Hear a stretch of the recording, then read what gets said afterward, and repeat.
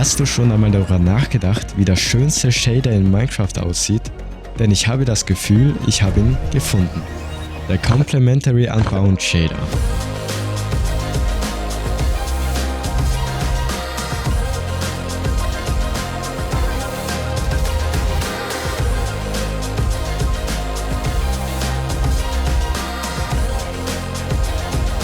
Complementary hat vor kurzem einen neuen Shader veröffentlicht, den Complementary Unbound Shader. Obwohl dieser Shader eigentlich schon länger existiert, hat das vor kurzem erschienene Update ihn auf eine ganz neue Ebene gebracht und für mich klar zum neuen, schönsten Shader gemacht. Das wohl einzigartigste sind die krass realistischen Wolken, die nicht nur mehr am Himmel kleben, sondern wirklich reale Physics haben. Das gibt Minecraft einen ganz anderen Touch. Man kann sogar über die Wolken sehen, wenn man auf einem hohen Berggipfel ist. Oder in bestimmten Biomen verhalten sich Wolken auch anders. Zum Beispiel sind in Dschungeln Wolken weiter am Boden. Auch Wetter beeinflusst diese. Wenn ein Wetterumbruch bevorsteht, ziehen sich die Wolken zusammen und werden dicht und dunkel. Die Regentropfen sowie die Atmosphäre passen meiner Meinung nach perfekt zusammen. Bei Wiederkehr der Sonne entsteht auch ein Regenbogen, der zusammen mit den noch nassen Blöcken zu meinem absoluten Favorite Time wurde.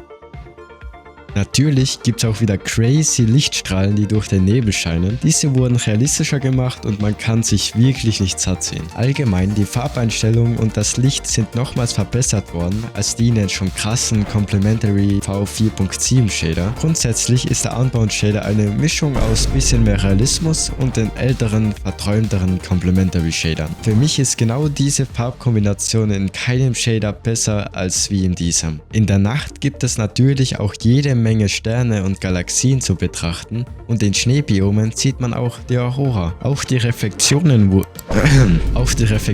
wurden seit den letzten Shader realistischer. Für mich sieht auch diese Veränderung einfach nochmals besser aus als davor und das ist wirklich schwierig. Diese wirken nämlich viel natürlicher und das ohne auf einem NASA-PC mit Raytracing spielen zu müssen. Unter Wasser lässt Complementary nicht nach. Mit den Lichtstrahlen und den Wellen fühlt man sich wirklich wie unter Wasser. Im Nether und im End wurde auch ein Nebel hinzugefügt, der die Atmosphäre deutlich steigert und den Shader für mich zu einem perfekten Gesamtpaket macht.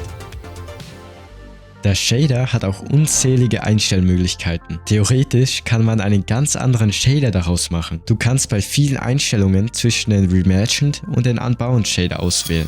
Reimagined ist mehr der Vanilla-Look und Unbound eher der realistischere Shader. Das bewundernswerteste ist eigentlich die Performance. Dieser Shader und eigentlich auch fast alle anderen von Complementary sind wirklich perfekt optimiert. Trotz so krasser Veränderungen kann man mit diesem Shader normalerweise auch auf Rentner-PCs spielen. Zudem sieht man auch, dass man keine Hyper-Raytracing-Shader wie Zeus braucht, um krasse Reflexionen oder allgemein Realismus zu haben. Mich hat der Shader wirklich beeindruckt und er wurde instant zu meinem Main-Shader. Ich bin auf jeden Fall gespannt, was Complementary in Zukunft noch an Shadern herausbringt und welche Entwickler noch krasse Ideen haben, um Shader immer schöner, leistungsfähiger und realistischer zu gestalten. Wenn du dazu noch einen Mod sehen möchtest, der Minecraft auf ein völlig neues Level bringt, dann schau dir dieses Video an.